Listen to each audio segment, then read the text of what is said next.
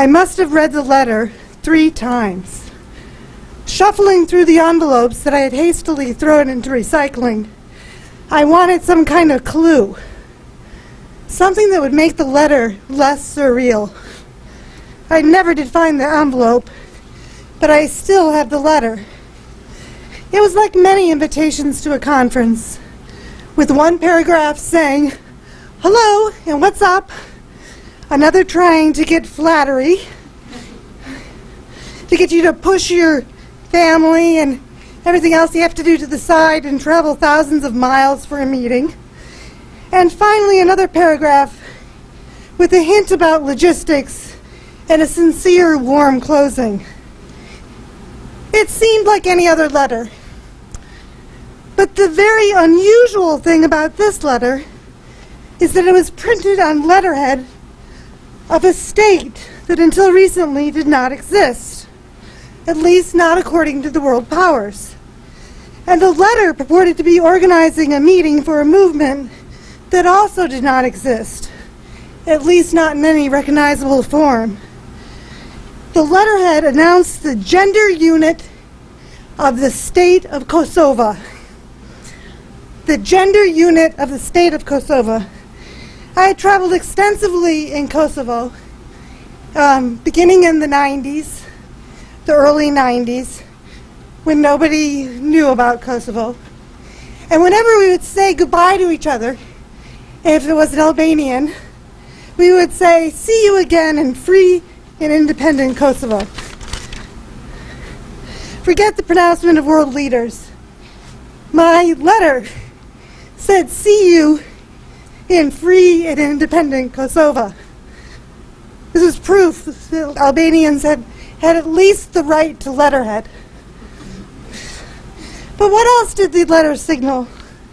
The letter certainly indicated that resources existed for such meetings to be held.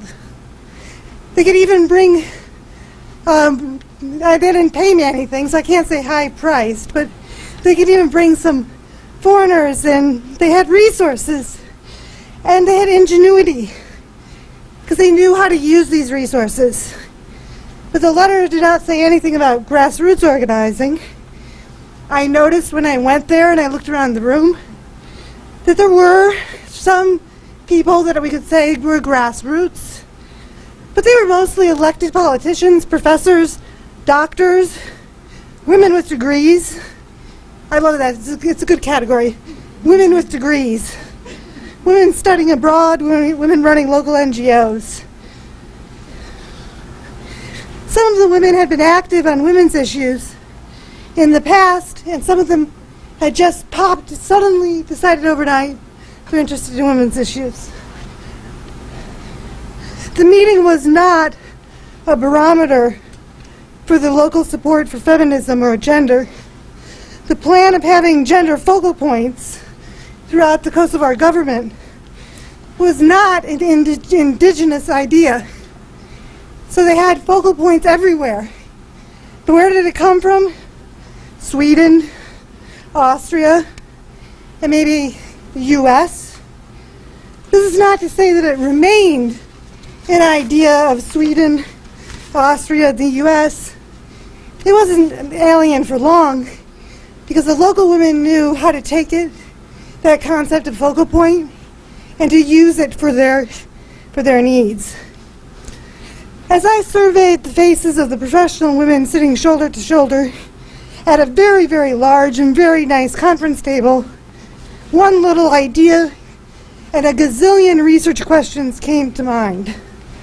The little idea is that I was witnessing leapfrog feminism.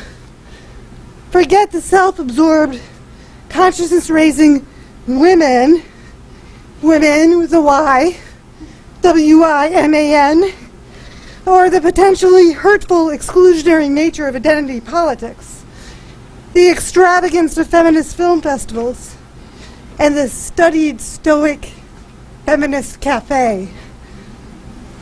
There was no backlash to confront when women moved into government positions. They just hadn't been there before. In Kosovo, the entire Albanian nation had been waiting for a long time for their own government. they were ready to stand up and cheer for anyone. And women got their applause. In the new space of politics, their achievements were to be held up to internationals as evidence of an Albanian state in progress. So what was this leapfrog feminism? There wasn't necessarily a leap. Could feminism be implanted?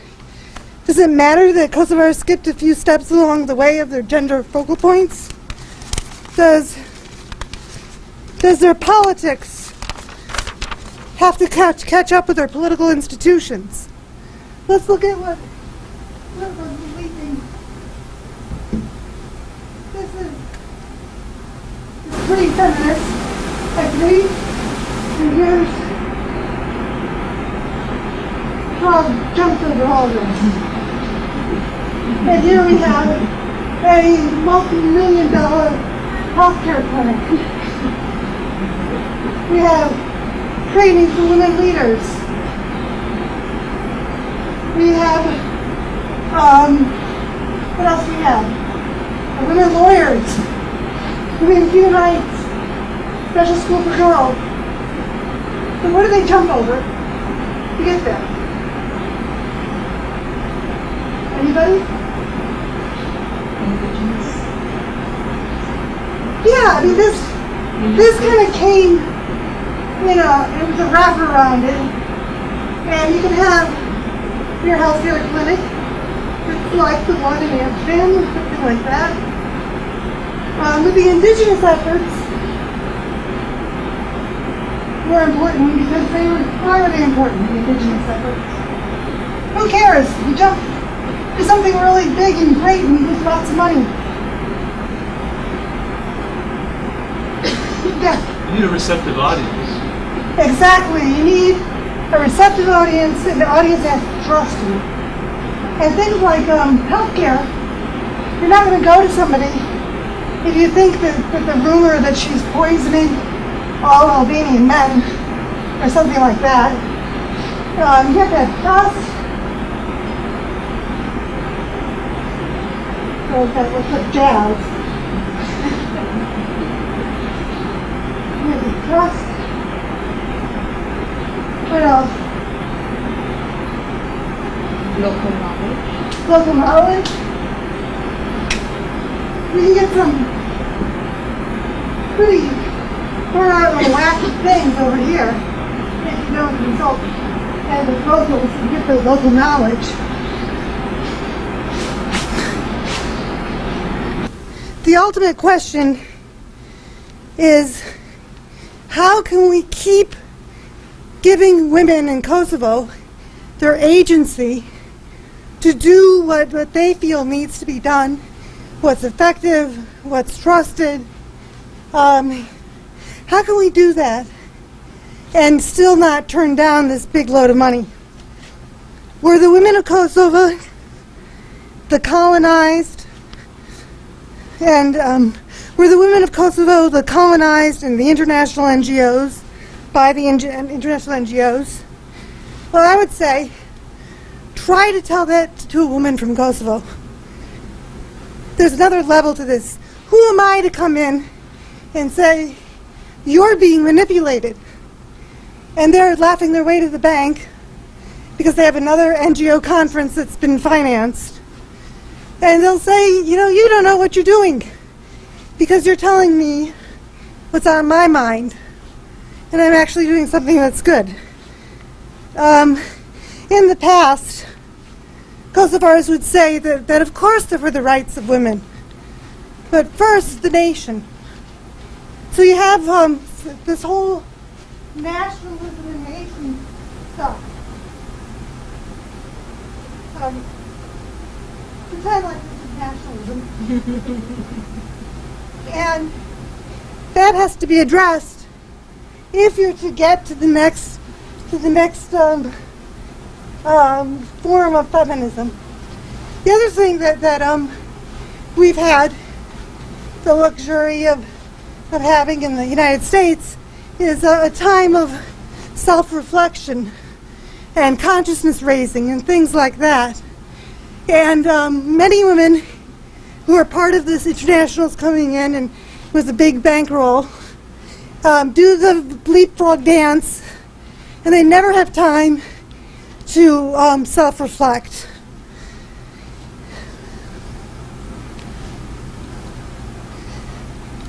In my travels in the simmering Kosovo of the 1990s, I learned that the chasm between ethnic Serbs and ethnic Albanians was indeed deep-rooted and foreboding.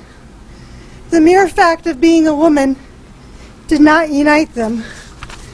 Only a naive, that's me, human rights spouting American could possibly believe that in the Balkans there was women's politics separate from politics.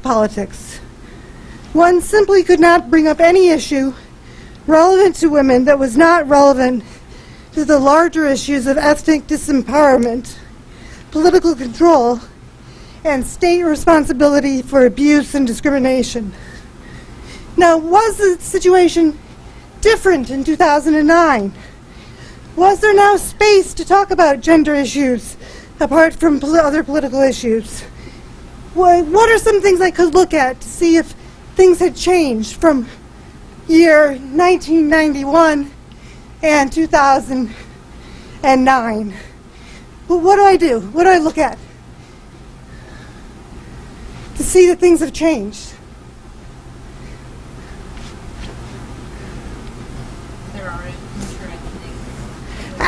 Thank you. Great. If there's more than one group sitting at the table, if Serbs and Albanians and Macedonians and all different groups were there. So I looked around. There were women from several Balkan states, including Macedonia, Bosnia, and Croatia, and facilities existed for simultaneous Albanian-Serbian translation, despite the fact that there wasn't a Serbian woman in the room. They kept the translator there. Is that okay to have a meeting without any Serbian representation? Must everyone be included all the time? Did it matter that no one purported to speak for the women who are not in the room? What's more important, who speaks or what is discussed? What's more important, who is speaking or what is discussed? Should we be worried that the vast majority of women's initiatives in Kosovo do not associate their work with the word feminism? How do I know that the vast majority does not employ the word feminism? Who are these groups anyway? A broad sketch provided by an examination of directories, websites. What I basically did is looked at the three big listings for women's activities in Kosovo. There were 100 in 2009, 152 organizations, and only 8 of them used the word feminism in their mandate, their title, or their description of their work. Other high-ranking descriptors included violence against women. They both had 37, and psychosocial help.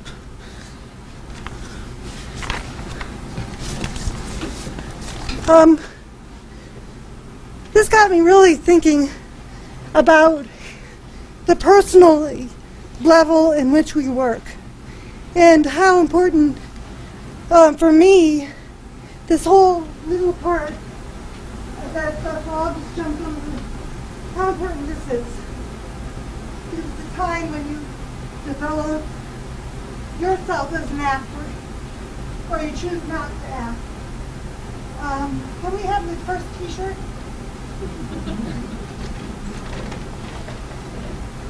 is now we're switching to the t-shirts in my closet.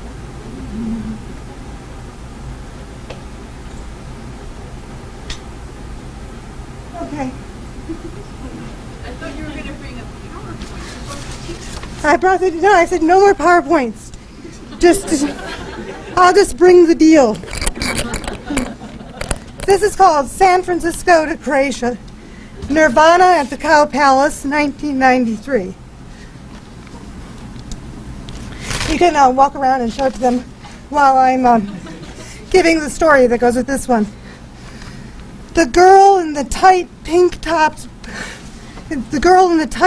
top bobbed uneasily, her iron blonde hair swinging in tune. The guy in the band with the Croatian-sounding last name inflated 3 enormous white plastic balls and threw them into the crowd. They screamed and jumped even higher. Who cared that someone had misspelled Bosnia in their stop the word demand? Up in the priority seating, I hung out with the wives of the band. You know, we used to take a big station wagon full of T-shirts and sell them at the concerts, one wife shouted. But there came a time when we realized that we didn't have to do that anymore. Although none of them could identify Yugoslavia on a map, the wives were proud that the sales of their T-shirt that night would support a hospital in Croatia. The picture on the front of the T-shirt was too creepy for me to wear it. Now, number 2.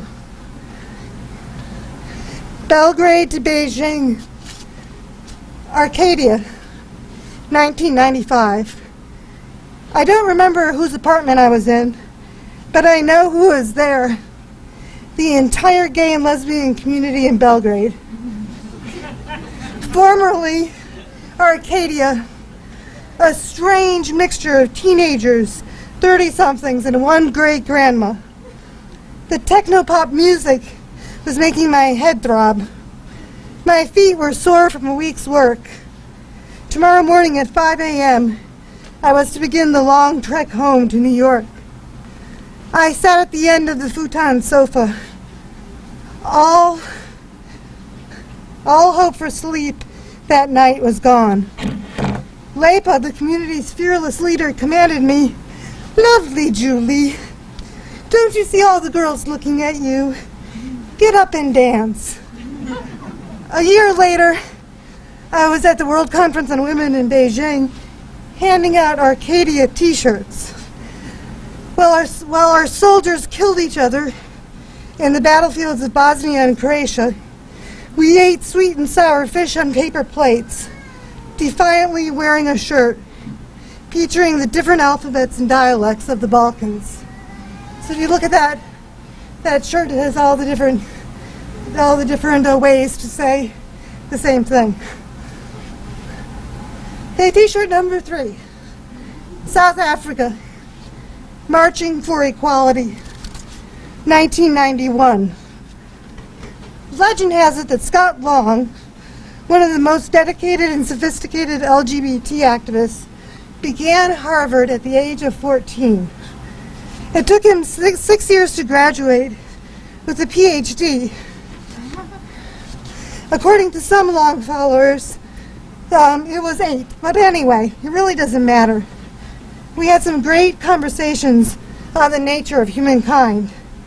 Scott brought me this T-shirt from the first ever Gay Pride March in South Africa. I traded it for one Arcadia shirt. The South Africa shirt fit too tight, so I never wore it. But I did shove it into a box labeled, "Do not throw away."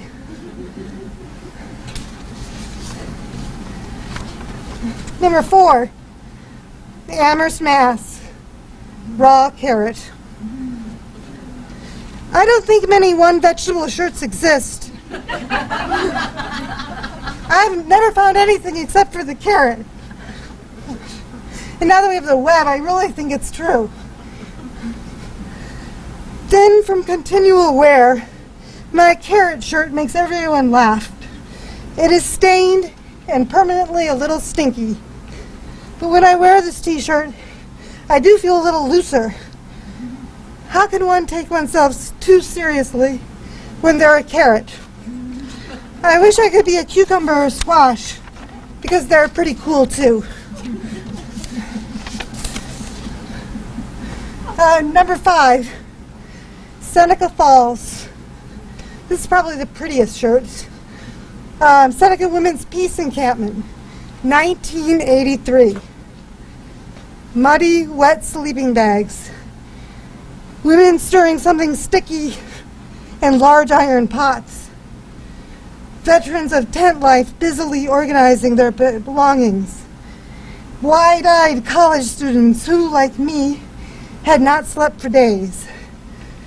Bella Abzug, in her enormous hat, negotiating with the police over the route for a march.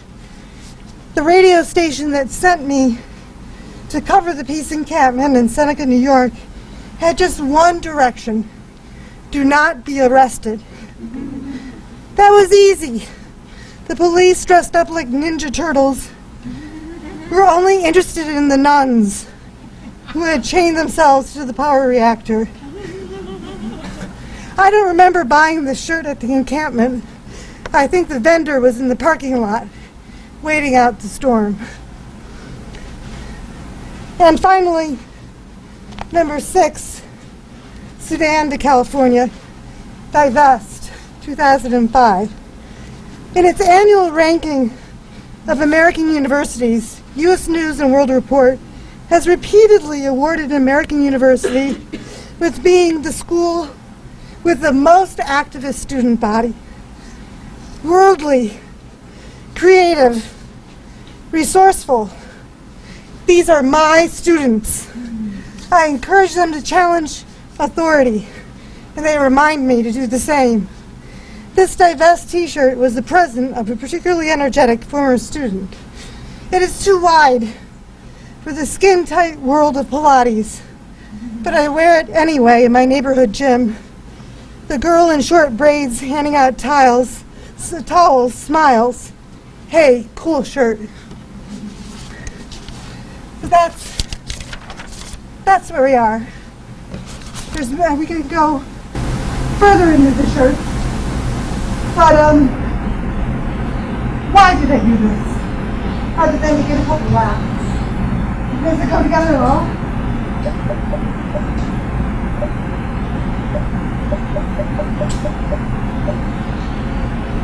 Anybody?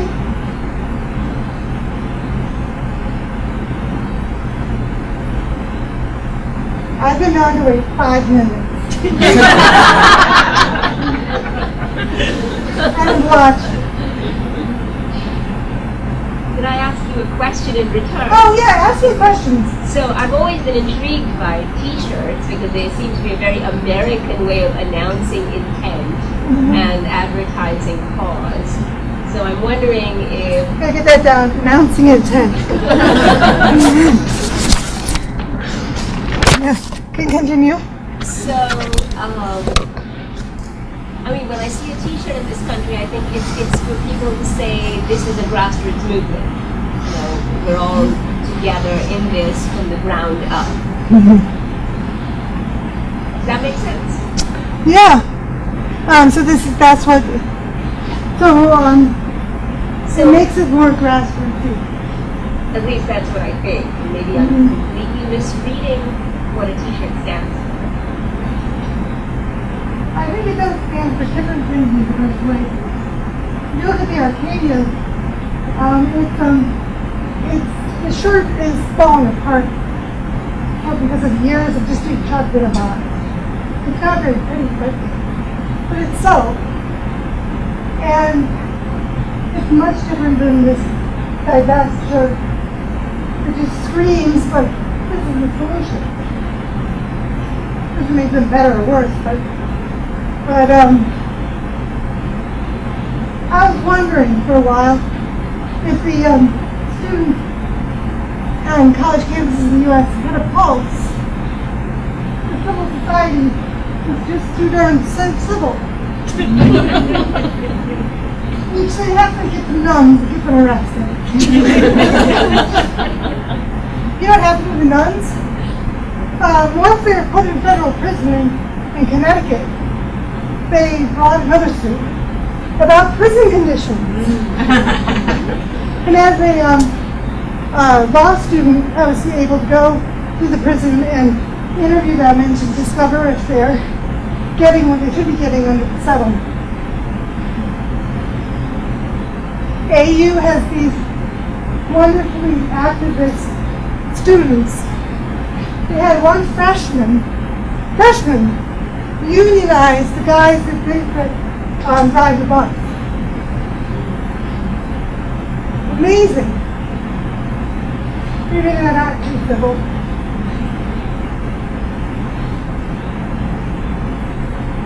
I'd like to even tell us a member of a club that we've experienced the same event together. And seeing Nirvana and hanging out with the wives was a really neat thing. They played with disposable heroes of democracy. Does anybody know whatever happened then? No. Don't say that. No, that's what happened. Nirvana.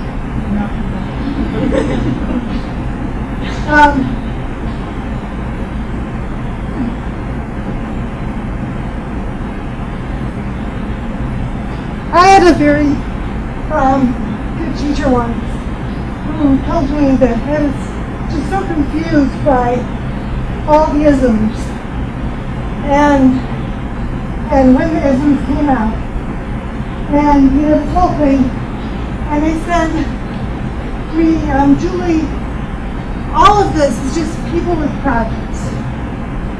And you know, the t-shirts are kind of in that way. They break down the introduction of feminism or other things into people with projects.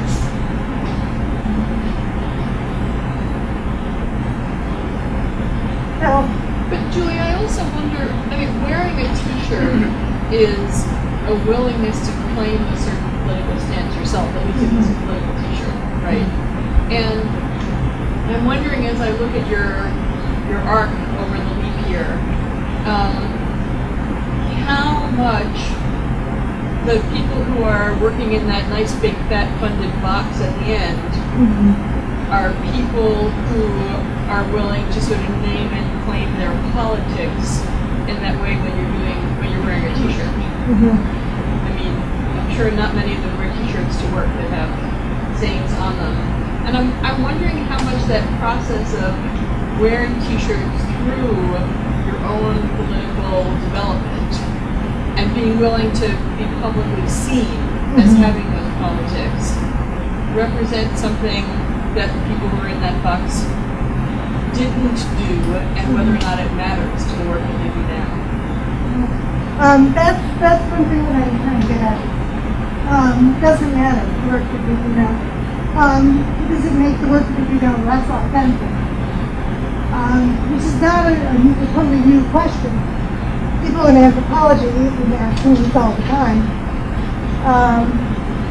And some human rights folks have been asking it as well. You know, let's have a vote.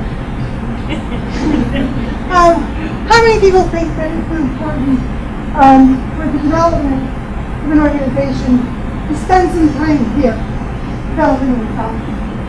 Can you stand up? Okay. Now you can't sit down until you tell me a good reason why. What do you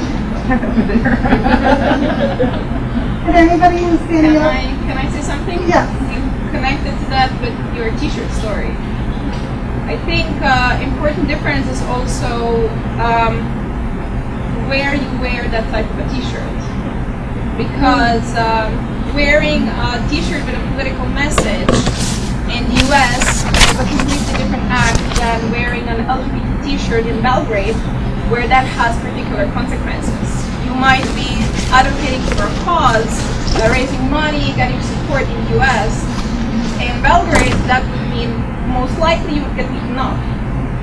And if you were at the age of the 90s doing that, it might have got you stabbed.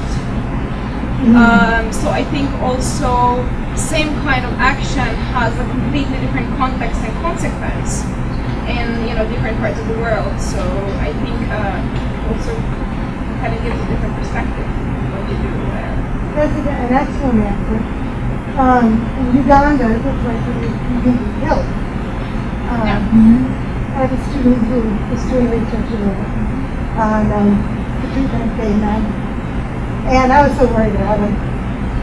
But when you do human rights work, you don't have to put yourself in dangerous ways. You can get yourself out of the way. But thanks for that. You can sit down if you'd like. You can incentive to say something. Would you like to add anything? Well, I do agree that there's you can get to that box and find that the people who are working are very different than the people who are on the other side of that box. There's often the professionalization, or as you say, I'm an anthropologist, so or NGOization of movements can in some ways derail other movements, or take the people who maybe were agitating and willing to wear a t-shirt like the one that you were referring to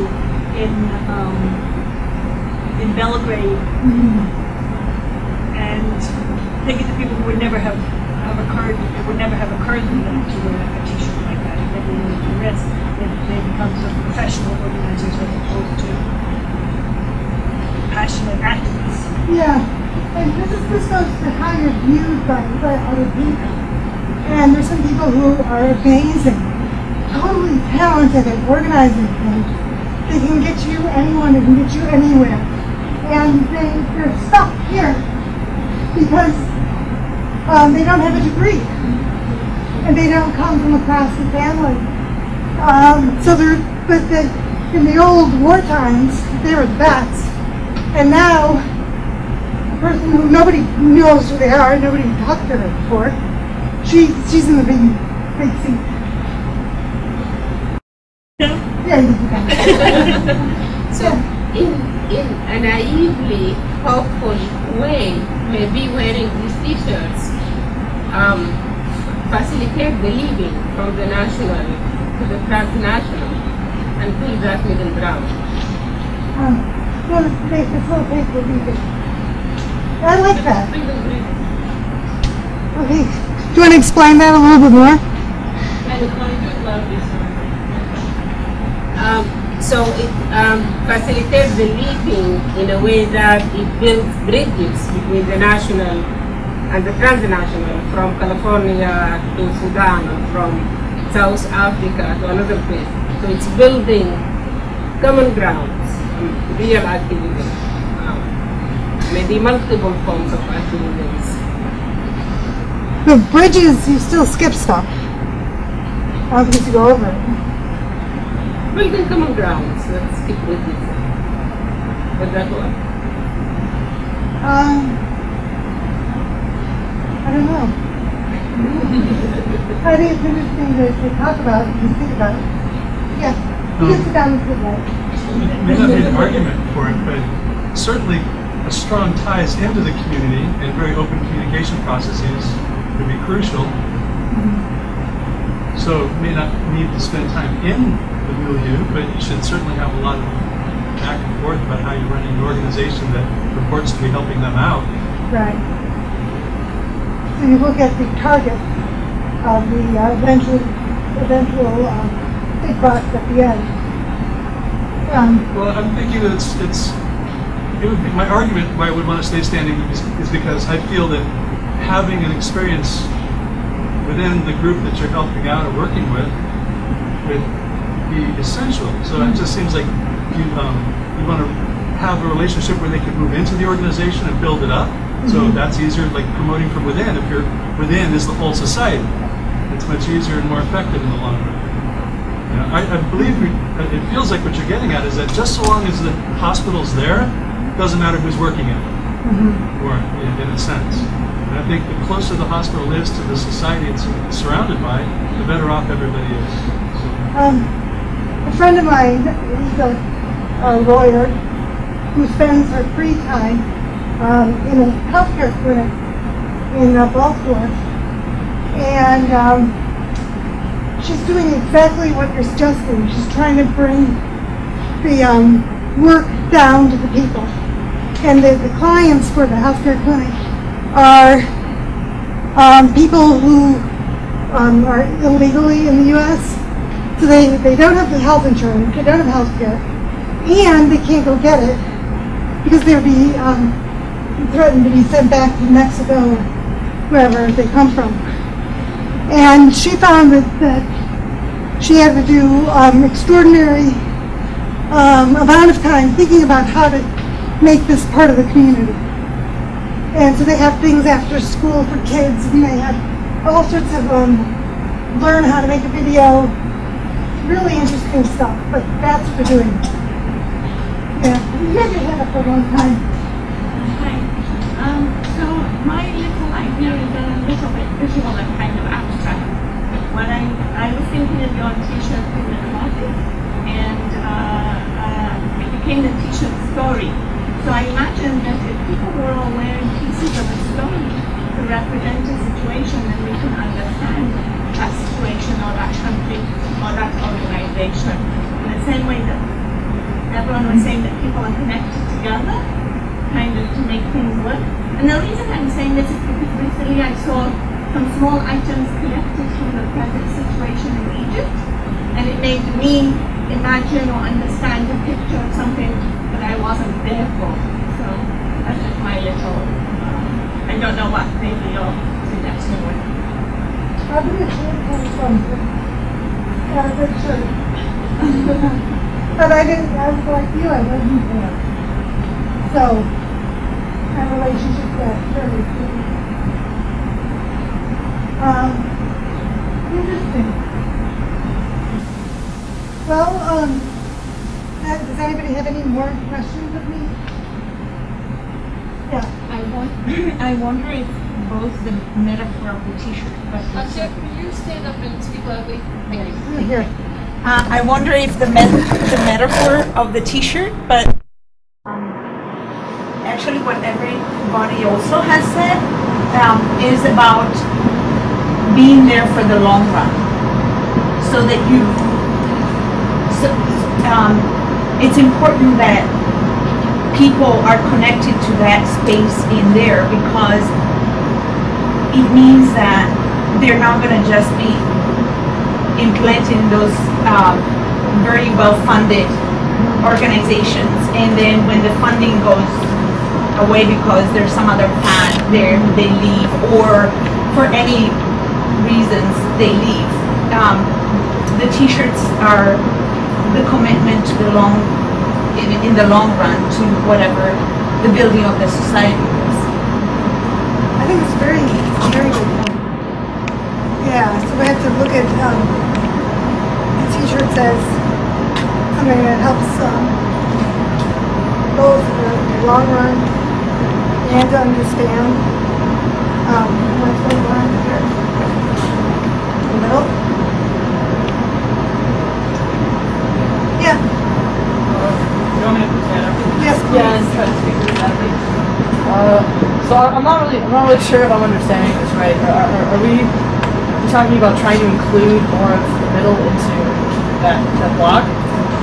Is that sort of what we're talking about? That it reminds, I guess, a little bit of, I don't know, people on the Board of Education who have never been teachers. It doesn't really make much sense. And so then that's what we're talking about. The NGOs work.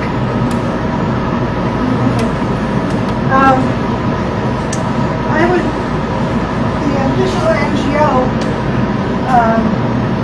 or the GO, or the IGO, International Governmental Organization, I see them as being here as a result, but they're also here.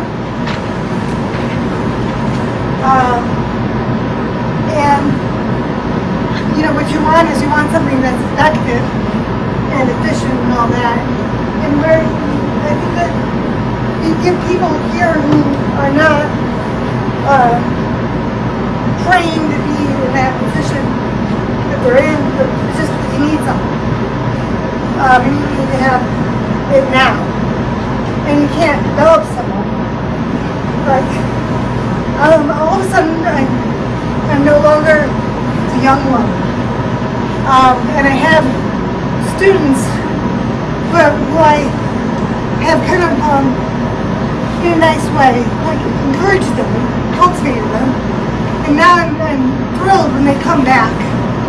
And they're giving me directions. And I'm working on their project, you know, with their terms. And I see that in the t-shirts. I don't know if that makes any sense at all. Let's put the t-shirts aside.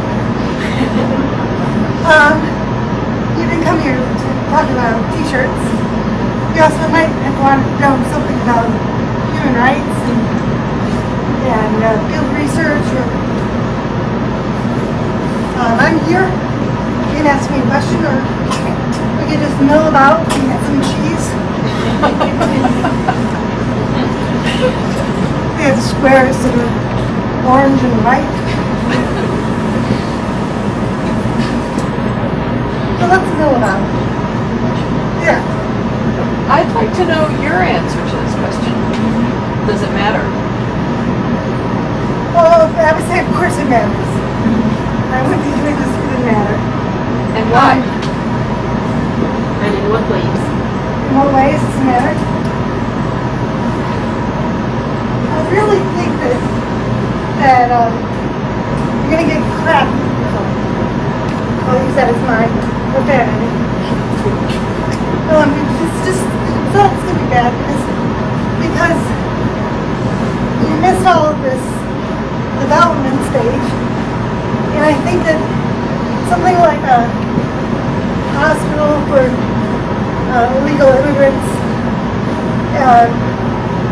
it's okay, but it doesn't work over the long term unless there's some passion there. I mean, unless people are doing it because it's the right thing, not just because it has a nice salary and it's fast and it's efficient. You know, the right thing to do, the way that we want to live in the world, is in a place where people are rewarded for their work that is passionately connected to their sense of justice. How's that? Yeah.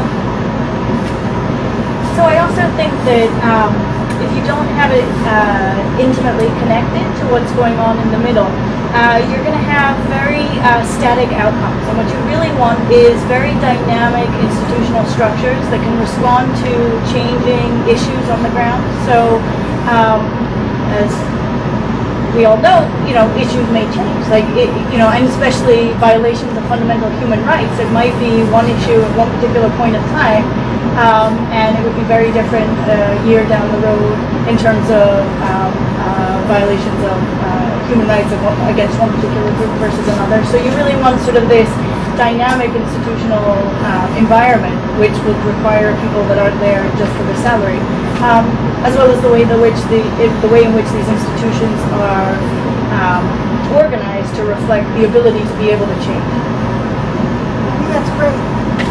I'd like to see those institutions too. Yeah. I have a question for you. Earlier you mentioned some of the response about feminism versus nation building, as about what the priorities are. And have you found that once a nation is built, that an organic feminism evolves as the priorities shift? Well, what I was talking about was the fear of use of the word. Because, and I don't know why it's so scary.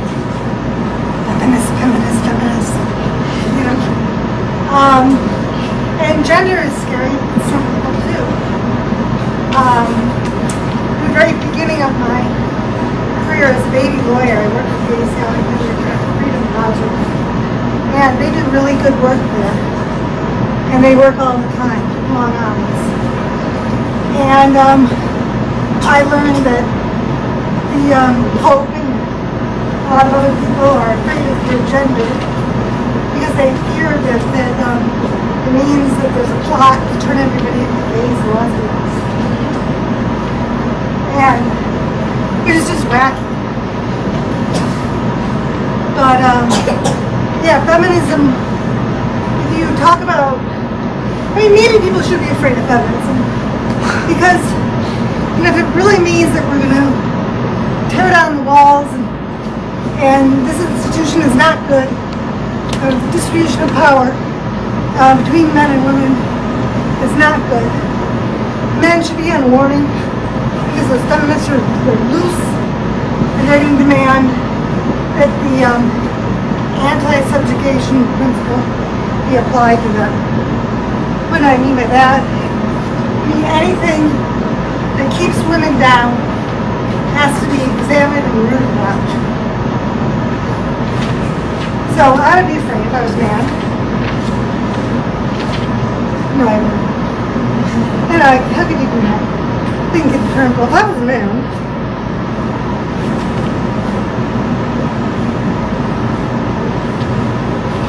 just in a very quiet corner over here. Do you have anything you want to say or ask her? Or anybody in that corner? Except for our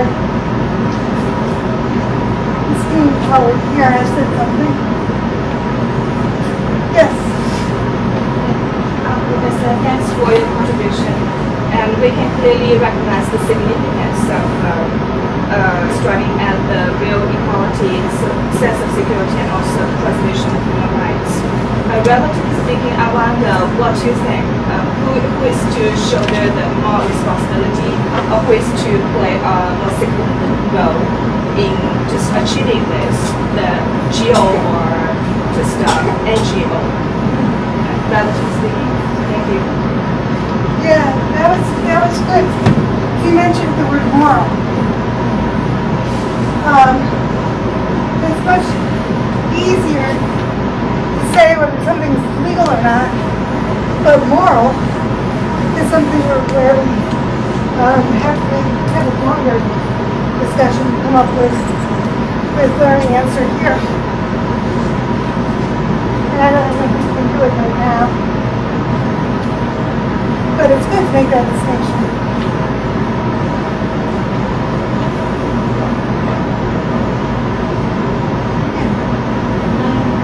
Something I've always wondered.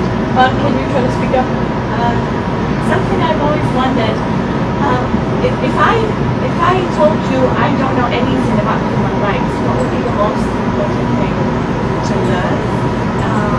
And would you say that it's context specific? I do the same thing for everyone. Human rights 101, I would do something that I learned from an African colleague of mine who said we were born and then we die. Life. And we're here, and we're here, and we're all the points along the line, we have human rights. Sometimes we have less rights, it might seem like it, because we're not able to exercise our rights because we got in an accident or something happened. And so it might go back and forth, but just because we're human, we have rights. And I'm big on the whole human side. Every human being should be treated with dignity and respect. And I'm not afraid of having a moral discussion. Why? Why do you feel that way? Because that's the kind of world that I want to live in. I want to live in a world where people give other people respect for being human. Period. And that to me, the question, how shall I live, is the moral question. that's paramount. I was looking at you, and I was thinking about you because I brought your brother. Yeah. Yes. Thank you. Julie, one of the real pleasures of having you here is this incredible feminist consciousness that you bring to your work and your experiences in so many different contexts and different capacities. And one of the things I wonder about from your perspective is this sense of, bringing in a kind of Western sense of human rights and how this is or is not negotiated or how it's negotiated by yourself. When you're on the ground and speaking with folks as a white, Western, educated woman, lawyer, probably doesn't help in some Woman with a contexts. degree. With a woman with a degree, right? So can you speak just a little bit in any context, in any of the work that you've done so far? Could you talk a little bit about how you negotiate that and whether that's been something that you have been successful with in any kind of consistent way, context to context? So can we change the way that you ask your question a little bit? I thought you were asking. I'm asking you. Because when I don't renegotiate things as I go. Sometimes people think that in terms of responsibilities instead of rights. But I think that if you're in the field and you're talking to somebody because you're gathering information about what's happening, it's not the time then to have a debate on philosophy of human rights.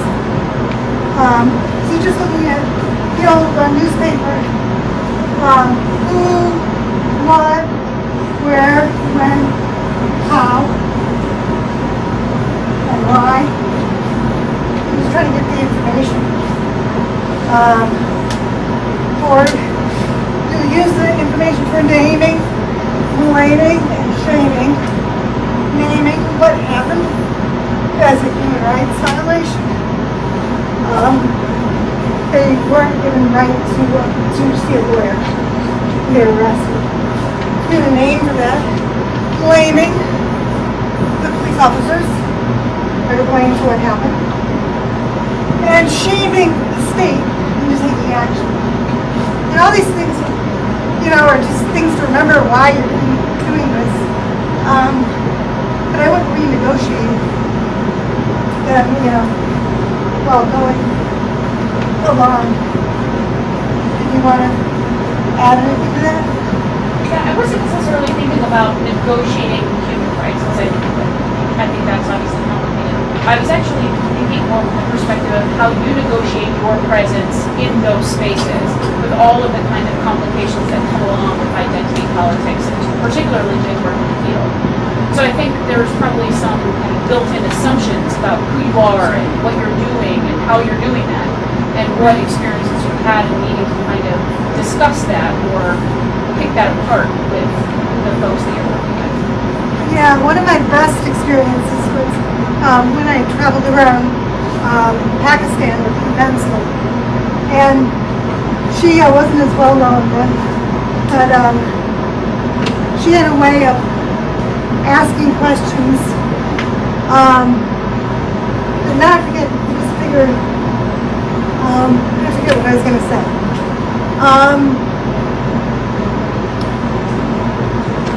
She broke a lot of rules when it came to getting information.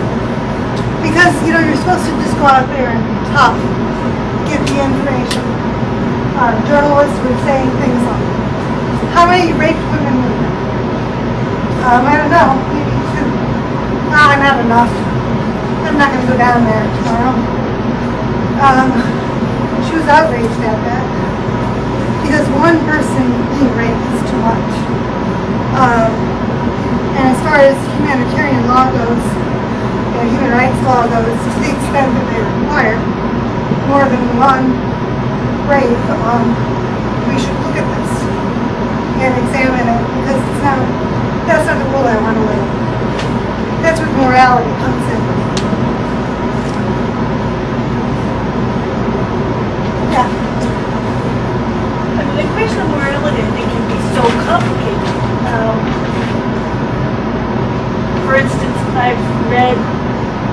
people have talked about the use of a chador or veiling of women as being a way of maintaining their dignity, as opposed to the way that women in the West are displayed as kind of objects. So I guess I think this goes back to what Sandy was saying. So how do you negotiate those kinds of different values if you're talking about morality? I think that legality is sometimes easier to use as a benchmark than morality, because it can be so subjective. Yeah, no, if a woman wanted to wear a headscarf up here, I think that's fine. And she could be wearing purple. She could have I don't think that's fine to say. What I do in my class, I just now that I have this on, I go like this, I'm free to go like this, and I have to stop before I hit you. And that's where it comes in. And her, you know, she's wearing a mask that doesn't allow her to see if she's driving around in a car. You know, I think that's troublesome. She's waving her arms. Sorry about that. You never know. Yes. I just wanted to say something regarding the last couple of comments. Because I'm someone who works in the field a lot of human rights education, and I face this challenge as well quite a lot. That you've asked when you come to contexts that are very different culturally, how do you manage to restrain yourself? Because, you know, as a person you have strong beliefs and you have your own way of doing things. In my experience, I have had two important things to realize. One is that we are not as similar across the different contexts as I would like to believe. And at the same time that we are not at all that different as at other points we would like to believe. And I really agree with some of the authors that write about when looking at notions of human rights, especially also from women's point of view, which say that no matter where in the world you are, if you truly engage in a conversation, in a dialogue with another woman, and try to listen to what they're explaining about the situation, that they will always have a notion in their context, in their experience, what is care, what it means to care for someone and to be taken care of, what it means neglect, what it means to be neglected, to neglect in their context, and that they always have a notion and understanding of abuse. And I might recognize a certain situation as abuse according to my personal experience and my notions of it, while the other person doesn't. But it doesn't say that we both don't share this notion, that there is something like neglect and that we can feel it. And for me, a lot of times that is like a starting point to build up something after that. But without a certain openness of also allowing the other person to not share the same analysis of the structure, the situation, and so on, you will encounter, I encounter closed doors without that openness.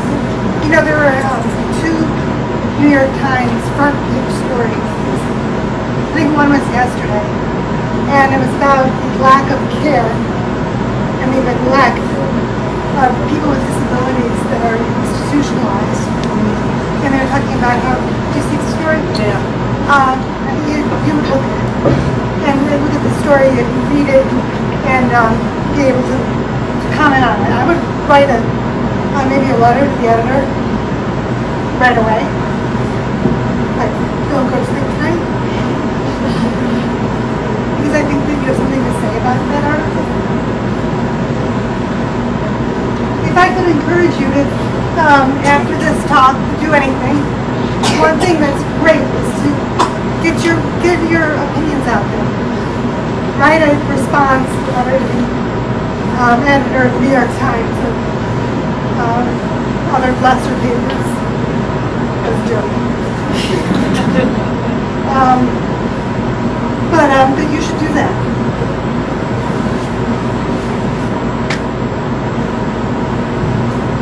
You know, in one large survey of this problem of, when are we agreeing on basic principles for human rights, the survey was done. It was very extensive, and they found that there were two things that everybody agreed on. One, everybody agreed that there should be two things that they agreed on. And the other one was, do you know what the other one was? Anybody give a stab at it? That they couldn't agree on what those two were? No. The golden rule. Do unto others as you want them to do to you. So, that's a myth that is also could be flawed. Just like your solution to look at care and neglect, I think is a very good one. But sometimes it is something that has to be negotiated too. Because they had something on spanking to do in New York Times. And a religious group was teaching parents how to spank. And yeah, it was really bad. So they didn't agree on what it was. We'll be talking about it. I think your views on angle is good. No, I am actually, you brought up the golden rule, and I'm thinking of the moral and all that space in there that you said it.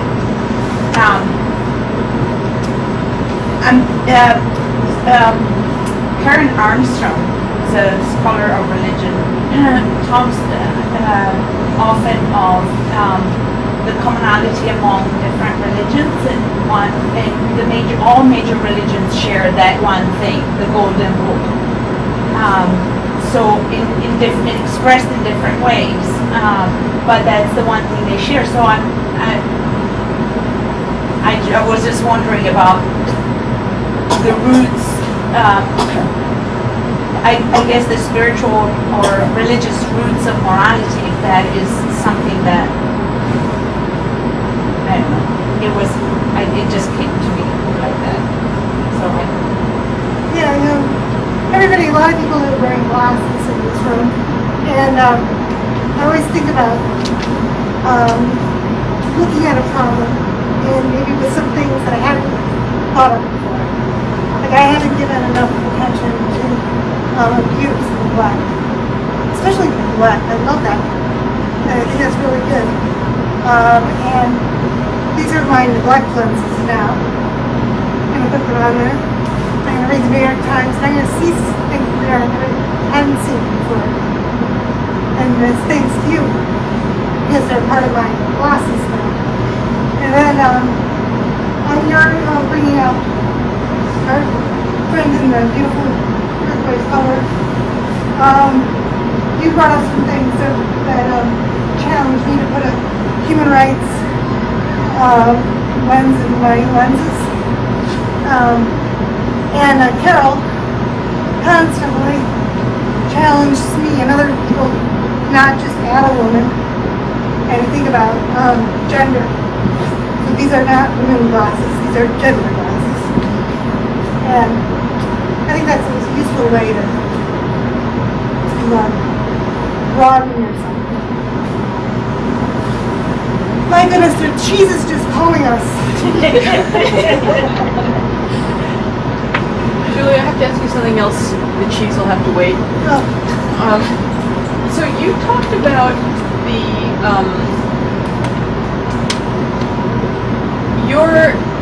the key reason that you articulated for the importance of not just leapfrogging, but going through that process in between, had to do with passion and belief, and that your work, rather than being motivated simply by, you know, bureaucratic reasons, salaries, even though they're nice to have, but, you know, sort of job and career reasons, that you really need to have a passion for justice in order to do this work, do it well, sustain it.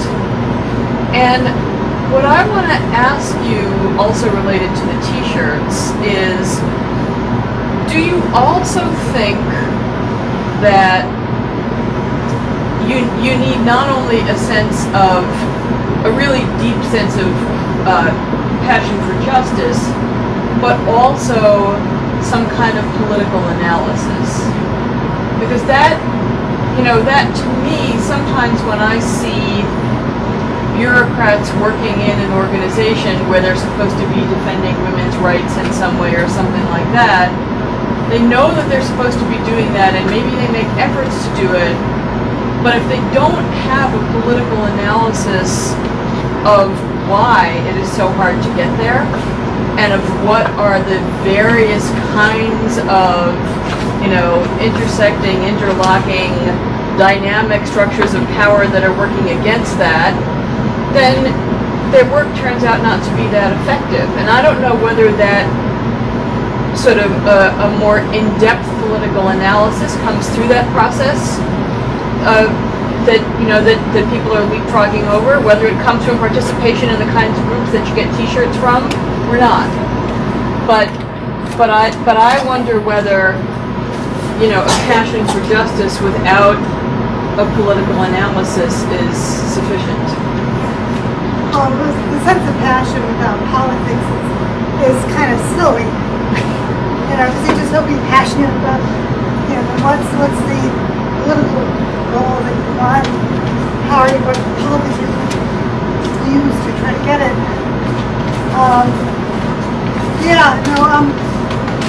I was fortunate to have Zilla Eisenstein as my professor. She wrote a book called, it was her PhD dissertation, The Radical Future of Liberal Feminism. And I think that there has to be a politics, and even if it's a liberal politics, it's going to be a radical liberal politics, because it's going to be about rebuilding institutions and not just accepting the typical liberal toolbox. So I agree with you, there has to be a politics.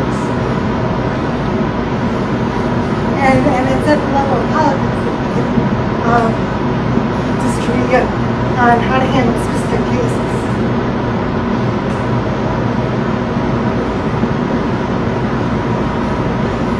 Does that respond? Is the cheese calling now? Looks like it. Looks like it. So please, before you get your cheese, join me in thanking